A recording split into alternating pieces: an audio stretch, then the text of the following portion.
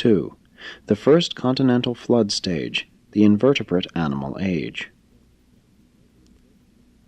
The periodic phenomena of land elevation and land sinking characteristic of these times were all gradual and non-spectacular, being accompanied by little or no volcanic action. Throughout all of these successive land elevations and depressions, the Asiatic mother continent did not fully share the history of the other land bodies. It experienced many inundations, dipping first in one direction and then another, more particularly in its early history, but it does not present the uniform rock deposits which may be discovered on the other continents. In recent ages, Asia has been the most stable of all the land masses. 350 million years ago saw the beginning of the Great Flood period of all the continents except Central Asia. The land masses were repeatedly covered with water. Only the coastal highlands remained above these shallow but widespread oscillatory inland seas.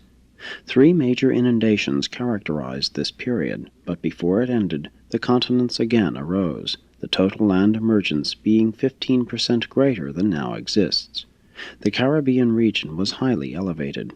This period is not well marked off in Europe because the land fluctuations were less, while the volcanic action was more persistent. 340 million years ago, there occurred another extensive land sinking, except in Asia and Australia. The waters of the world's oceans were generally commingled. This was a great limestone age, much of its stone being laid down by lime-secreting algae. A few million years later, large portions of the American continents and Europe began to emerge from the water.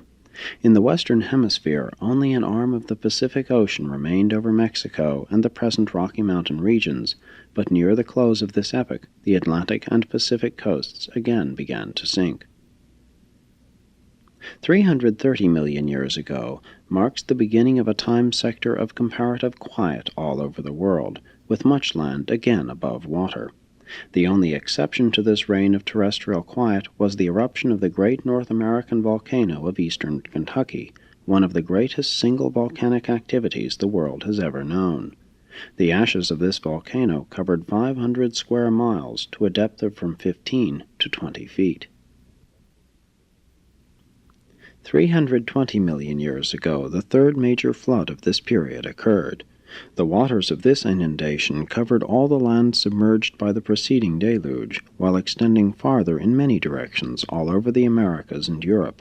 Eastern North America and Western Europe were from 10,000 to 15,000 feet underwater.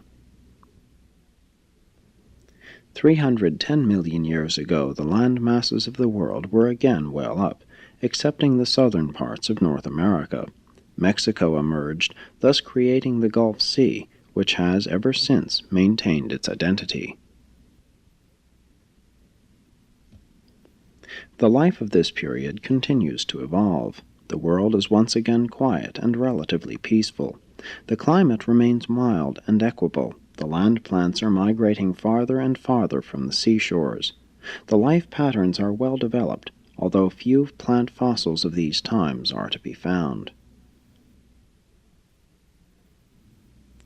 This was the great age of individual animal-organismal evolution, though many of the basic changes, such as the transition from plant to animal, had previously occurred.